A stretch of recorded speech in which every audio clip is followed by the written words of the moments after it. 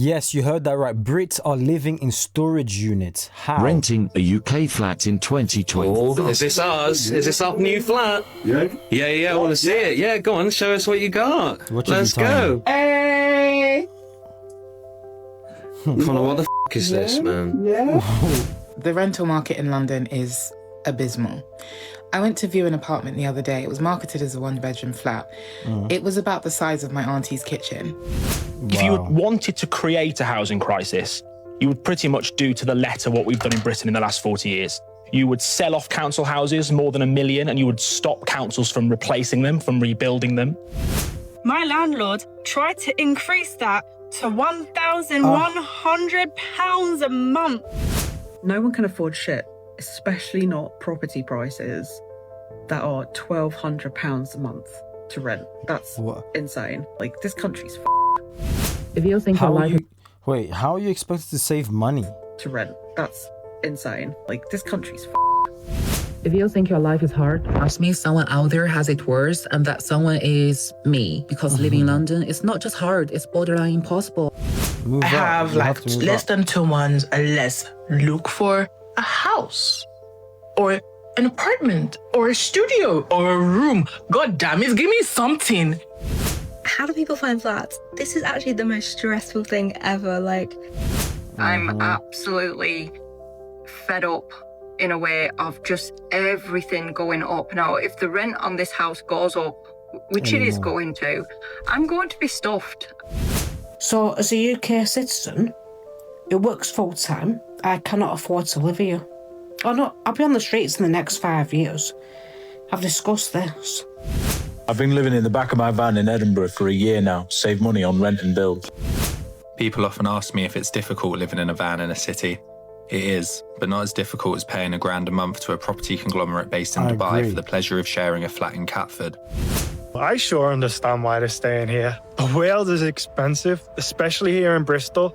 I was looking at hotels before and I don't even think I'm going to stay here because of how expensive it can be. Okay, so here's a trend I see happening in the next decade. Is we all know that there's homeless people right now. I think in the future, in the next decade, we're going to see a lot of what I'm going to call like the working homeless. This is not a trend, this is survival instinct.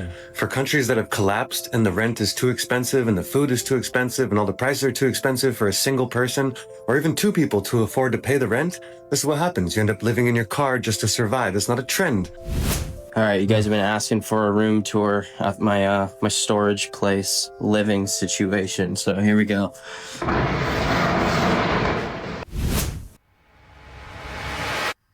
Welcome back to Broken Britain, where having a roof over your head has become a privilege, not a right.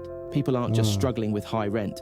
They're being forced into their cars, crammed into storage units, and even sleeping on the streets, because landlords and the system have made housing a luxury. We were told hard work would mean security. But what security? When the rent eats your paycheck, when deposits are sky high, when even the cheapest flats are priced like luxury apartments? People aren't living, they're surviving. And people aren't living, people are surviving. But what gets me is when people take their paycheck on top of paying for their rent, they then say, oh, I've been working too hard, let me treat myself. Don't you see the same cycle is going to keep on repeating if you don't at least think, let me invest, let me save, let me try and build some sort of emergency fund. Like, if I'm wrong, let me know in the comment section down. But let me know your thoughts in the comment section. Please like the video as well. barely at that. And it's not just a few unlucky ones. This is becoming normal across the UK. You have to become extreme. Where extreme. the government talks about fixing the housing crisis, yet lets ordinary people live in conditions that are one step away from being homeless. If you're sick of seeing this country fail its own people, hit subscribe now, join the Brit Rants community, and let's blow the lid off Broken Britain together. If you wanted to create a housing crisis, you would pretty much do to the letter what we've done in Britain in the last 40 years. You would sell off council houses, more than 1 million, and you would stop councils from replacing them, from rebuilding them. You would have house price inflation, so people on low and then modest incomes can no longer afford to buy a home, which pushes them into the private rental sector. You then don't regulate or reform the private rental sector to give renters any protection against quick-fire evictions. And then on top of that, you consistently don't build enough houses. So rent goes up, competition goes up, and you end up in situations like this. What we're seeing here, Tom, being no doubt, is years, decades in the making. And I have to say, as you've said, the gap between the problem and the solution is big. Both parties, the Conservative Party and the Labour Party, say housing is a priority. I see little evidence that is the case. Rishi Sunak has his 5 pledges, not one of them is on housing. Keir Starmer has his 5 pledges, none of them are on housing. There's little detail in Labour's plan. Many people say what is needed here is a kind of 1950s style response, a mass house building across the country. That is not being proposed by either country. This problem is not a housing crisis, it's a housing emergency, and we're seeing the working poor becoming the working homeless in this country. Renting a UK flat in 2025. Is this ours? Is this our new flat? Yeah, I want to see it. Yeah, go on, show us what you got. Let's go. Hey! Stephen, what the hell is this? Connor, what the fuck is this, man? Yeah? What do you think? We can't stay here, dude. There's no room. It's the flat. How are we going to stay here for 12 months? We've got no space. It's fine. It's hybrid. It's like, sleep, kitchen, bathroom. Where the fuck are we going to put all of our stuff? That's storage. What's in these are, mate? Come on. Yeah, but, right, fine. Where are we going to go for a fucking shower? About a wash? There is running water, Ben. I did check that there was running water. Okay, fair enough. Good. Yeah. How much are we paying then? $5 grand. £5 grand. £2,500 each. That was cheap. That is pretty cheap, actually, considering. It's 2025. It is 2025. You got to roll with the times. Fair. You got to. You know what? I'm sorry for moaning. Let's just move our shit in. I'm sorry for moaning. Okay, so here's a trend I see happening in the next decade. Is we all know that there's homeless people right now.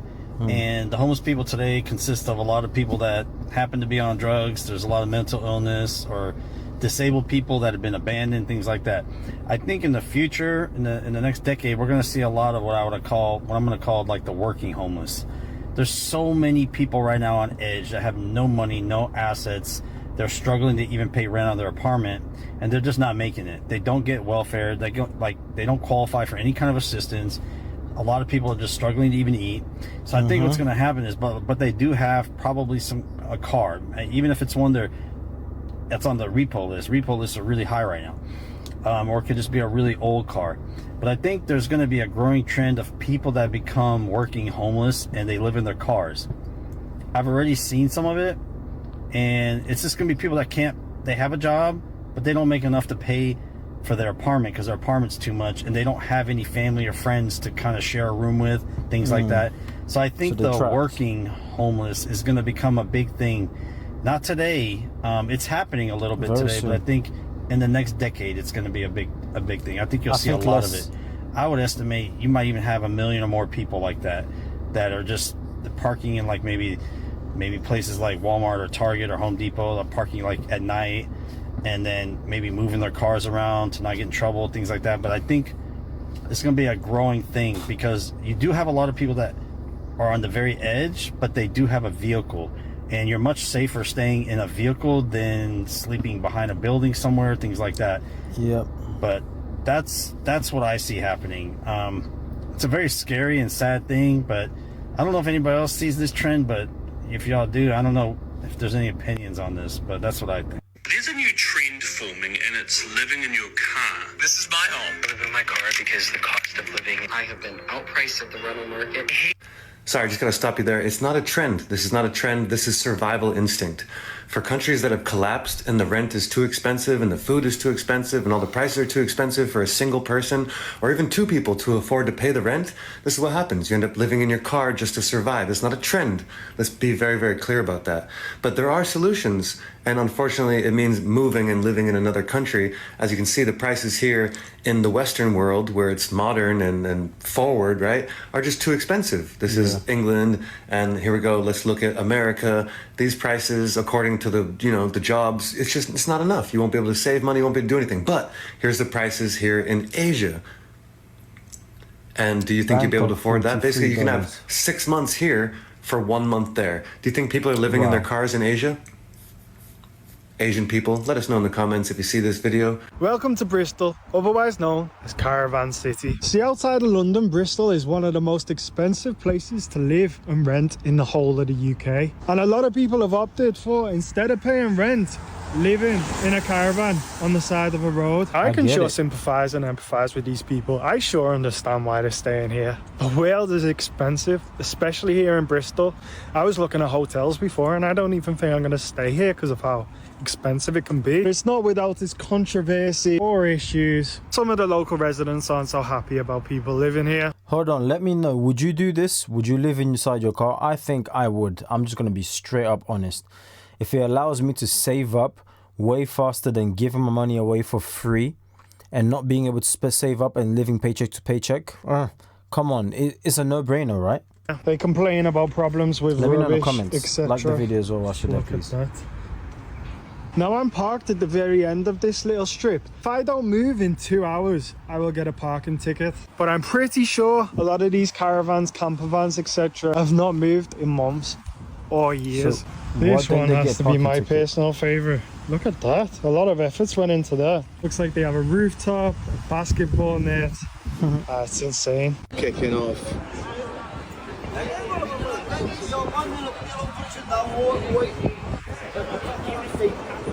Oxford Street today. Over Streets of 1,400 London. people sleeping outside John Lewis every About night. 40 One of people, the eh? UK's busiest shopping Further district is proof now that a the symbol of About crisis. 40 people, eh?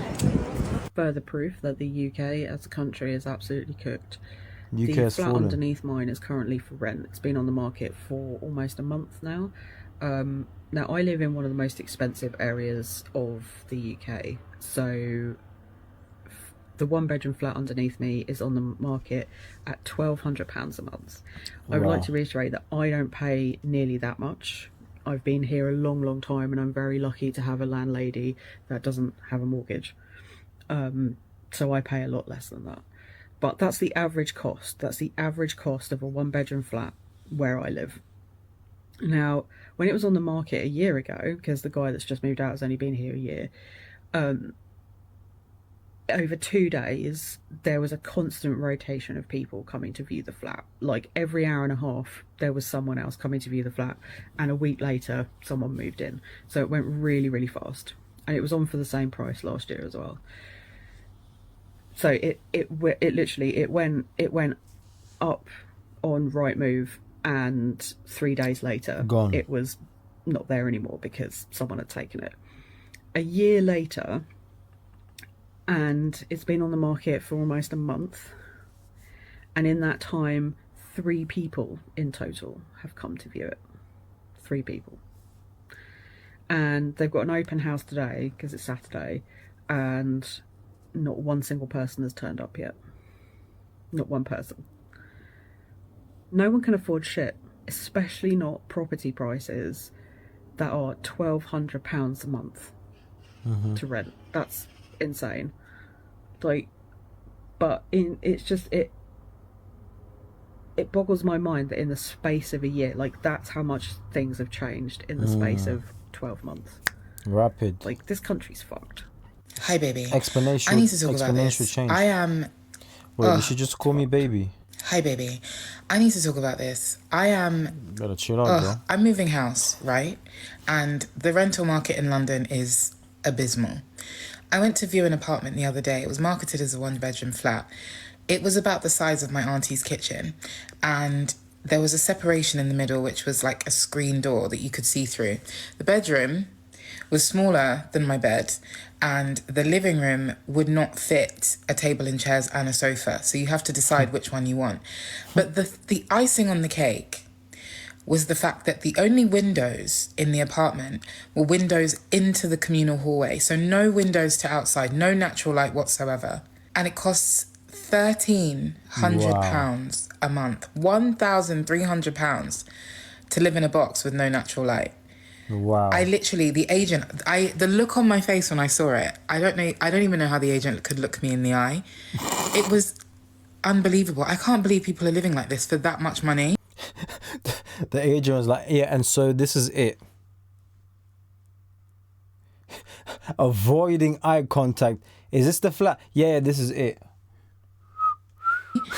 Oh, it's fucking outrageous. So I have got some very difficult decisions to make, and it involves possibly trading my home for a van. I have so much research to do.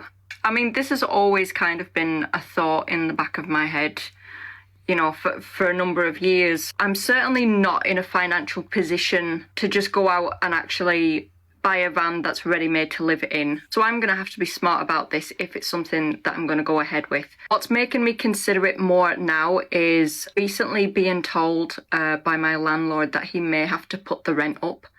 And in all honesty, I'm getting to that line now where I'm just like loads of people, you know, like probably half the country, I'm absolutely fed up in a way of just everything going up. Now, if the rent on this house goes up, which it is going to, I'm going to be stuffed. I'm not saying that van life is cheap. This is all what I'm looking into, and I would be very grateful for any advice from anyone that already does van life on what I can expect. But just as a little bit of a backstory, I've only been in this house for 1.5 years. It is rented. The house that I lived in before, which was also rented, was quite a large property. It was an old Victorian house spread over 4 floors, which came in very handy for me as far as the photography stuff goes and the modelling stuff. I was able to, you know, use it as a studio. What crippled me on that house, even though the rent was higher than this one, it was actually the council tax. The council tax was a band E, which is hideously expensive for the Northwest. And that is what buggered me up. And then, of course, with it being a bigger house, the heating, that was a lot more money. So I had to, you know, downsize to the house that I'm in now. And even now, I'm struggling because since I've been here, everything has gone up again. I'm behind on my gas and electric bill. I'm now just fallen behind on my council tax bill. And now the landlord tells me that he's probably going to be putting the rent up before the year is out. Like, my shopping, it's almost non-existent. I'm usually running out of food before the next time I'm paid. And there's times I'm not eating right or I'm not eating at all. Something has to change at some point along the line, and I'm fed up of doing this now. So because of my lack of financial means, I am looking at getting a decent second-hand van and actually doing it up from scratch. The little bit of an advantage that I have there is my dad is a builder. He's very, very good at his job. And I just announced to my dad last night, and I said to him, I'm like, Pops, I think I want to get a van and do this and all that lot. So he's actually coming by this evening, and we're just running over a few things on, you know, tallying up a rough cost. I'm going to keep this one short for now, but I'm going to post another video a little bit later on explaining the details of exactly what I'm going to do and how I'm going to do it. I'm going to see what my dad says when he comes over now, and yeah, I'll catch up with you in a little while. All right, you guys have been asking for a room tour at my my storage place living situation, so here we go. Big reveal. There's the bed. Wow. Super comfy, straight on the ground with a pillow and the recording setup. And this is where the magic goes down. It's like, I don't even know. Literally 8 by 8. I love it. Have you ever cried as an adult? Because I did the first night I lived in a storage unit. I didn't cry when I was made homeless, but living in the storage unit was one... Let's just pause, please.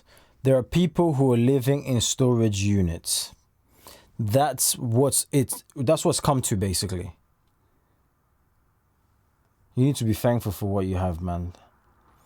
Let me know. In fact, would you live in a storage unit? Are you currently living in a storage unit? Let me know what your current situation is and what you plan to do. One of the loneliest points of my life.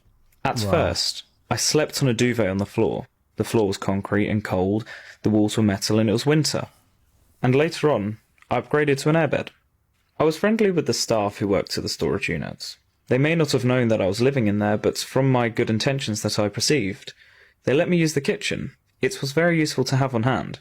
The storage unit itself was located in the middle of a hallway.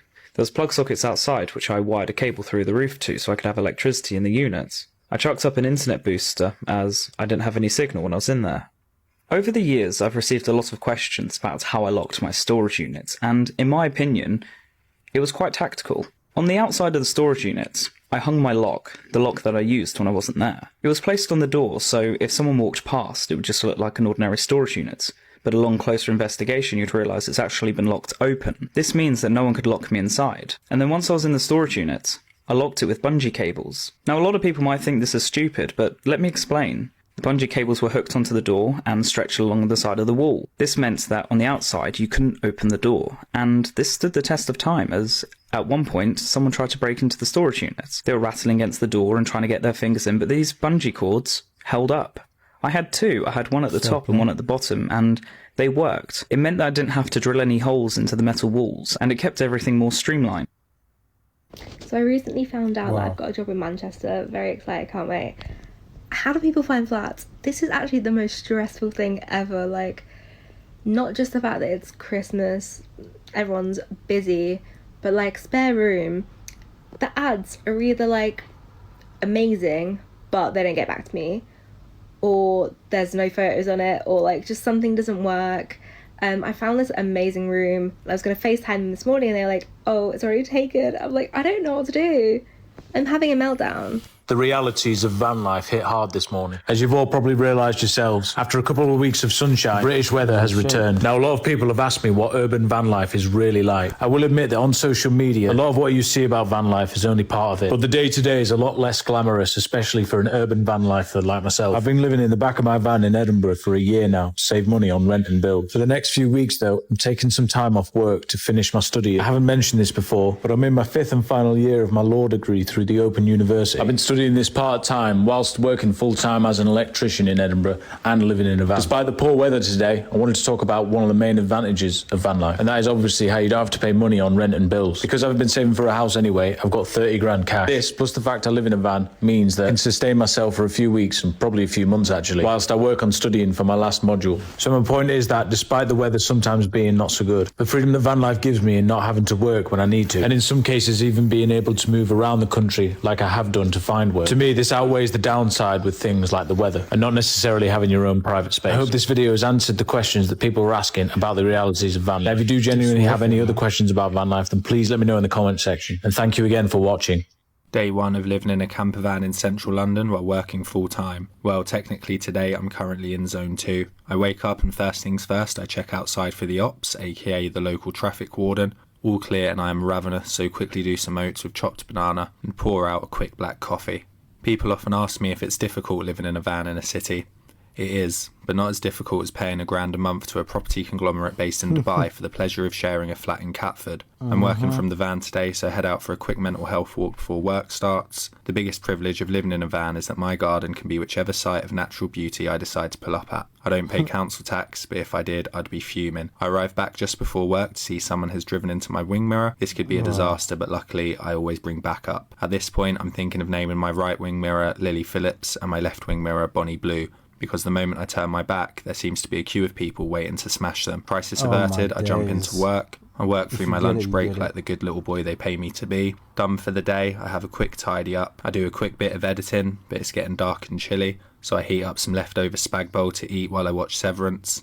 It's the middle of February and it's freezing in the van tonight, so time to put on my gym jams and get under the covers where I can sleep easy knowing I've gone the whole day without making any landlords richer. It's great that it's finally becoming more expensive for landlords in the UK to let out their property, but has anyone else noticed that it's just the tenants picking up the bill? Before 2020, landlords, or what I like to call land bastards, had some tax relief on their properties because they were able to deduct mortgage interest payments from their rental income. Thankfully, that is being phased out. Also, stamp duty has increased from 3% to 5% for buy-to-let properties. We love to see it. But I want to know how many tenants in the UK have seen a drastic increase to their rental prices. Me personally, I live in a 1-bed apartment, very small apartment.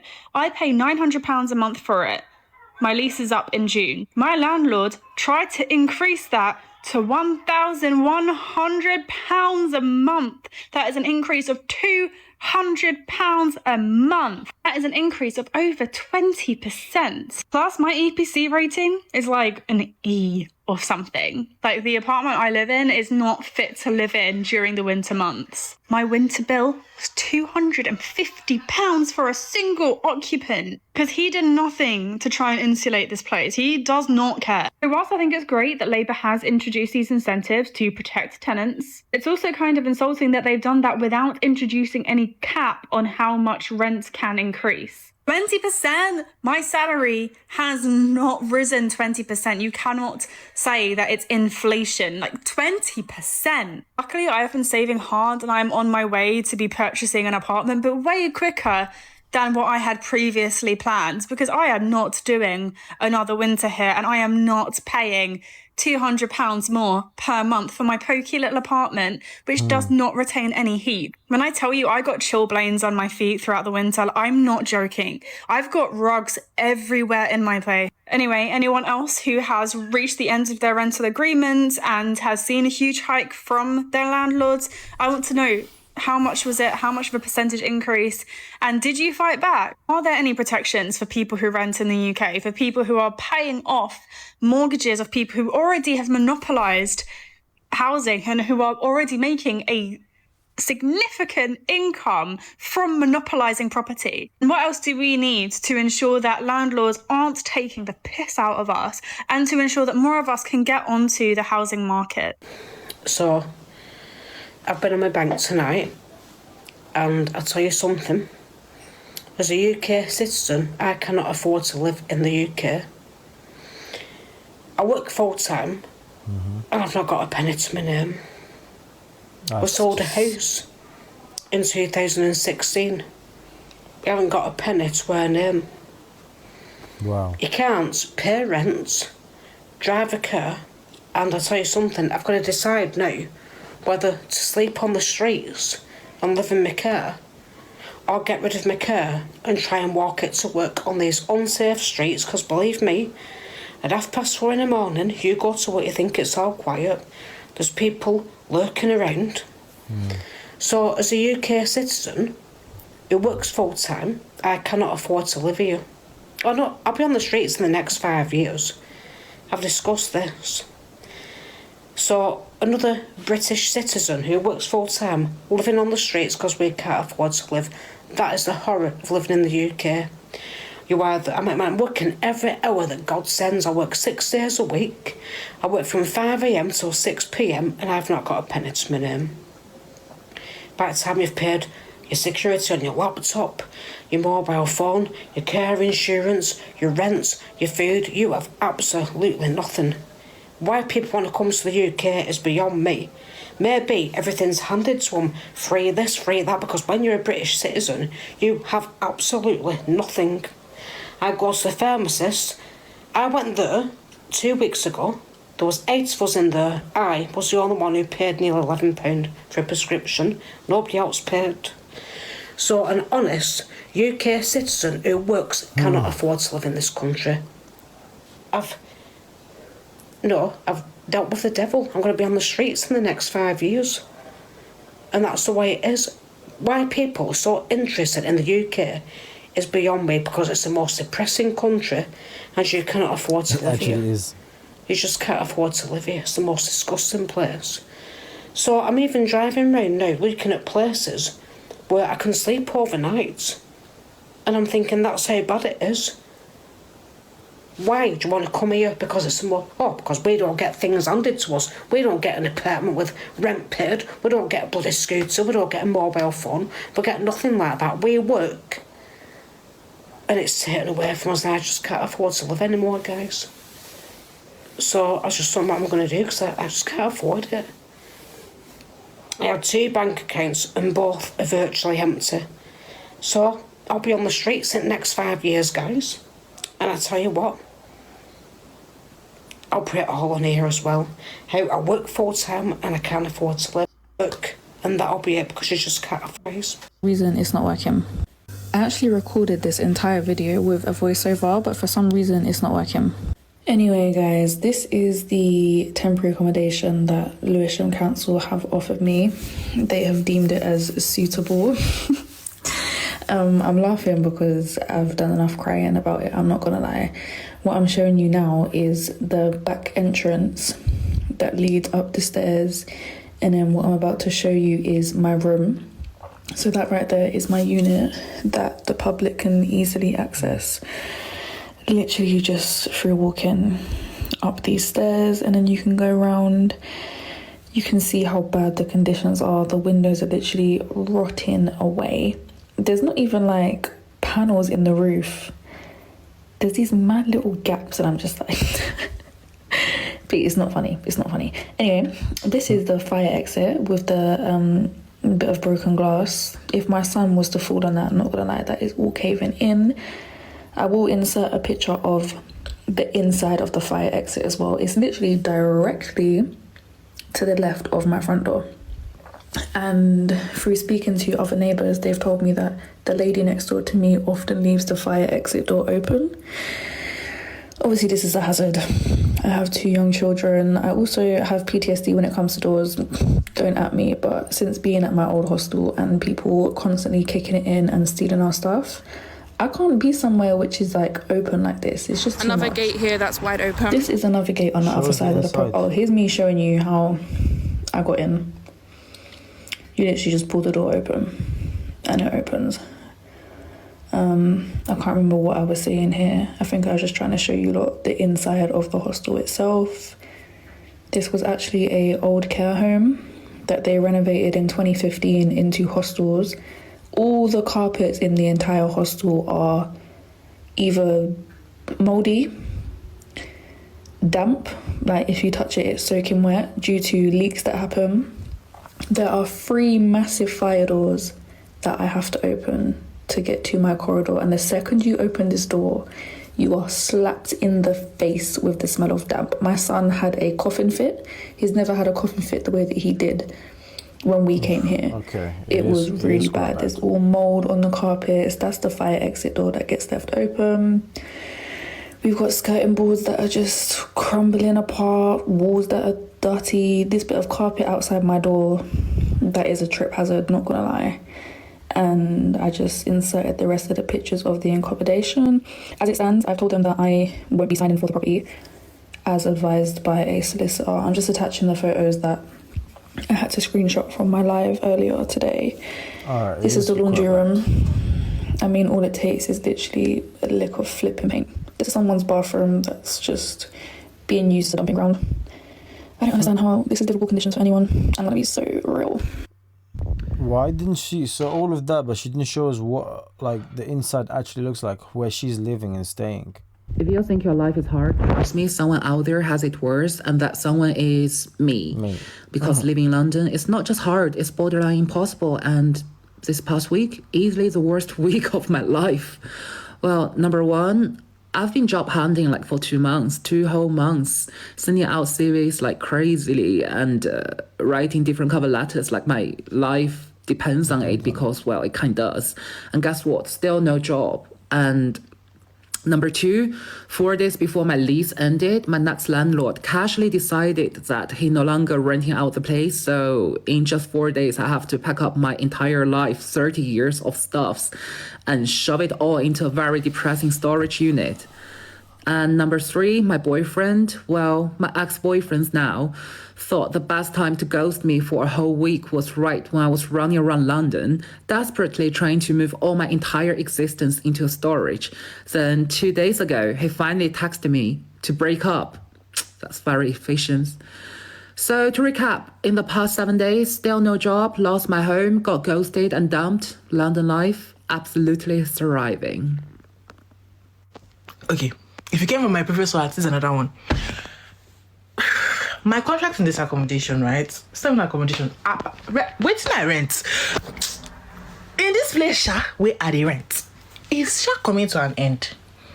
And it's like, okay, cool. I have like less than 2 months and let's look for a house or an apartment or a studio or a room. God damn it, give me something. Tell me why. It's my money that I want to use and rent. It's my money. Still, agents, they ghost me. You are ghosting me. As how? Property that you have, don't you want to rent it out? Like, okay, I did not say I even want to collect property. Let me go and view it. You said, don't worry, the property you're trying to view has already been let. You did not? Oh, God. So I'll give you another luxury tour room of room number 2 of my Liverpool homestay, and because it's concert over in Anfield, I think Bruce Springsteen's playing, I think, and every hotel is chocker, and the prices they're charging are absolutely ridiculous. In this hotel, £150 a night for a basic room in a hotel, so I've had to go and share a dorm, and the dorm's £25 a night, so even for a dormitory, that's expensive. I've only got one. This is all female, only 4 beds, and they're all lower, so I've stayed in these rooms before, but I do much prefer private rooms, which I'll go back into on Sunday. I'll give you a little room tour of where I stay, and no matter, like they say, rags to riches, I think it's riches to rags with me until I go travelling again, unfortunately, because the price of the hotels in the UK, even hostels, are absolutely outrageous. So I'll give you a little room tour and let me know in the comments, what a life would you live in? Would you sacrifice it for where I go and what I do? So this is a hostel room in Liverpool. I have to stay in over the weekend because the room rates are far too expensive, especially with having a concert on. The private rooms are over £100 a night, so I'm obviously not paying that. And I get this if I share for £20 a night. There's only one other girl at the moment, but I believe it's full all over the weekend. It's quiet, it's clean, and this is my abode, so it's like, it's not rags to riches, it's riches to rags. With all my 5-star luxury, but this is my life, and this is how it is at the moment till I go travelling. This is the bathroom, it's nice and clean. So would you stay here for £20 a night, or would you pay for the private room of over £100 or something, even £150? For me, I don't mind. It's only for 2 nights and then I go back in the private room. But it's part of my living, and it's part of the way I get to do what I get to do and visit those amazing places and hotels, because when I go back to the UK, I don't have a home. If I did, I wouldn't be able to do what I do. And so therefore you have to sacrifice a few things in life, and one of them is obviously sharing a room. But I'm not here for too long now, and then off on my travels. The housing crisis isn't just some buzzword politicians throw around. It's destroying lives in real time. It sure is. Think about it. In one of the richest countries in the world, we've got working people, people with jobs, sleeping in cars, crashing in storage units, and curling up on pavements because rent has become a sick joke. That's not just a policy failure, that's national neglect. And here's the brutal truth. It's not accidental. It's not some natural disaster. It's intentional. This is the result of decades of bad choices, greed, and cowardice from people in power. Landlords jacking up prices, developers sitting on empty properties, councils selling off social housing, and governments pretending affordable housing is anything but a scam. Affordable for who? MPs, CEOs? Because it sure as hell isn't affordable for us. We've normalised the abnormal. We've been conditioned to accept that paying £1,500 for a mouldy one-bed flat is just the market. That being forced to share a shoebox with strangers in your 30s is just part of life. That sofa surfing or moving back in with your parents at 40 or sleeping in your car after a shift is somehow your fault. No, it's their failure, not ours. And let's not ignore the hypocrisy. The same politicians telling... To be honest with you guys, yeah? Let me know if you knew this in the comment section down below. Apparently 1 year's worth of the army's budget can 10% of that, so 10% of 1 year, which I believe is something like in the trillions or something. Apparently 10% of that could fix world hunger. Now the question is, why isn't it being done? But the budget that we receive in the UK, I'm sure could fix the homeless issue that's going on. In fact, I'm certain that the homeless issues period can be fixed if we had somebody who seriously dedicated themselves, leader-wise, right, to wanting to fix it. But I just feel like they just don't care. Most of these people, they'll make all kinds of promises until they arrive in position of power. Then they just forget it. Because it's like, now I've already won. I'm there. I'm here. Like, you know. But it's truly sad. Let's see the comment section real quick. This is the beast system. Oof. It is by design. 229 likes. Wow. A ton of people are agreeing. I agree as well. No wonder why UK's birth rate is so low. Folks can't afford housing. Because if you have children, where are you going to put them? You see? When people have nothing left to lose, revolution is inevitable. That would be pandemonium right there. That would be crazy. Let's face it, the whole world is having a housing crisis. That's also true. I've been on a waiting list for a flat for over 2 years. I've had 0 properties offered to me. Meanwhile, in a time of over 250 has come to the country and got houses straight away. I hear it because it's true. Why is 1 million people coming here every year to live? That one there is because majority of places where they're coming from, there are wars and people dying left, right, and center. So that's the reason. Whether it's right or it's not, that's another issue, because they should also have the ability, the human rights, I guess, to freely live in a country without fearing that they're going to get blown to bits. It's all a shambles, to be honest with you. It's honestly a shambles. Because the majority of people that even do come, they don't wish that they came, but they only came because they were forced to due to the wars and the killing that's going on in their country. And if they could go back and everything was fine, they wouldn't even opt to be in a grey, scary movie-like environment where all it does is pretty much rains. And whenever we have sun, we have it for like 2 days out of the year and then back to the rain. It's a very weird, not even complex. It can be fixed. But let's just use complex for the sake of words. Complex scenario. That can be fixed. Will it be fixed? I personally don't believe it will. Let me know your thoughts in the comment section down below. England has fallen. The UK has fallen. Do you think it will ever rise again? How would you fix it if you was in power? I want to hear from you. Make sure you like the video, show some love, and I'll catch you guys on the next one. God bless.